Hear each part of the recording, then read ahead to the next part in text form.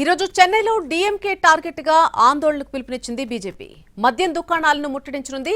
Liquor scam లో వాస్తవాలను వెలుగులోకి తెచ్చేందుకు పోరాటం చేయాలని నిర్ణయం తీసుకుంది. పార్టీ శ్రేణులు, ప్రజలు పోరాటంలో పాల్గొనాలని బీజేపీ తమిళనాడు చీఫ్ అన్నామలై పిలుపునిచ్చారు. అయితే తమిళనాడు ప్రభుత్వం ఆధ్వర్యంలో లిక్కర్ అమ్మకాల ద్వారా డీఎంకేకు 1000 కోట్లు ముడుపులందాయని ఆరోపిస్తోంది బీజేపీ. ఈడీ సోదాల్లో ఈ విషయాలు వెలుగులోకి వచ్చాయని చెబుతోంది. అక్రమాల నుంచి డైవర్షన్ కోసమే రూపీ సింబల్ పేరుతో కొత్త డ్రామాలకు తెరతీశారని ఆగ్రహం వ్యక్తం చేస్తున్నారు బీజేపీ నేతలు. మరోవైపు ఆందోళనలతో అలర్ట్ అయ్యారు పోలీసులు. అన్నామలై సహా కీలక నేతలను హౌస్ అరెస్ట్ చేశారు.